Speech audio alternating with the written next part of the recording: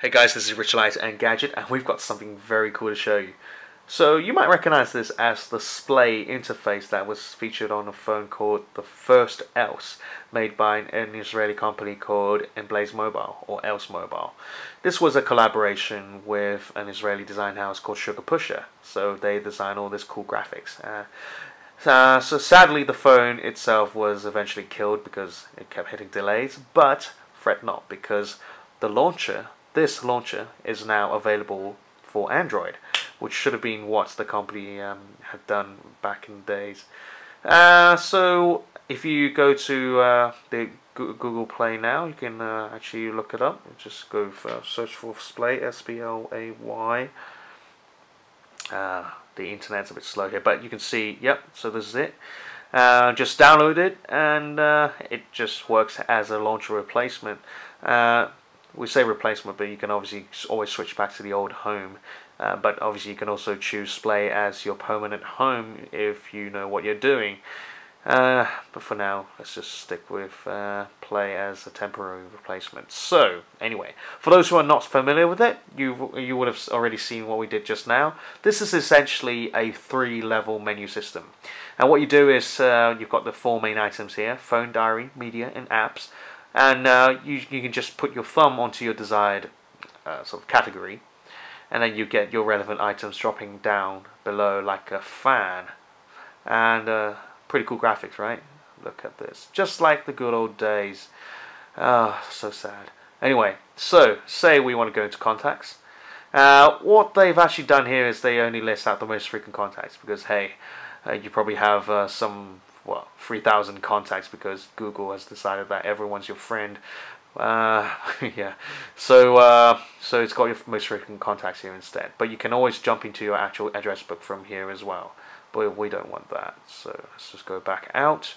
And likewise with call logs, missed calls, and other phones and things like that. You can also change your phone profile here.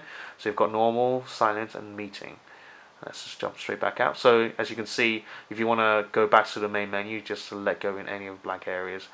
And let's just go into this diary. So diary is just where you can see your messages and calendar items. So let's see how bad a day is going to be like. It's actually not as bad. Well, it looks much better than it actually is.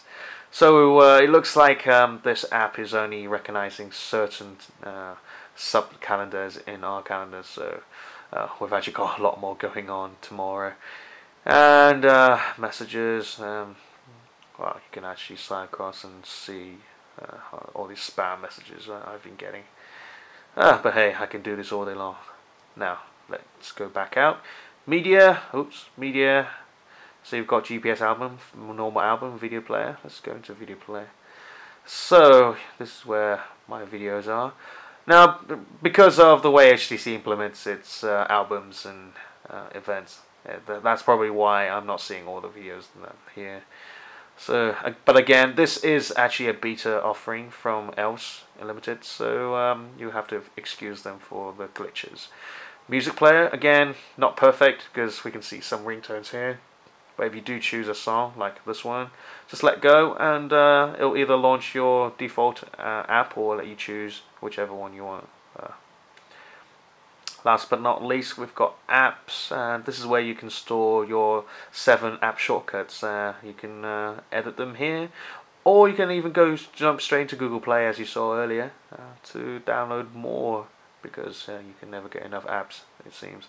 So yeah, this is it. It feels very much identical to the original Splay. Even the cool graphics here is moving around, but for some reason it just stops there. So probably not intentional, but I'm sure they can fix it in time.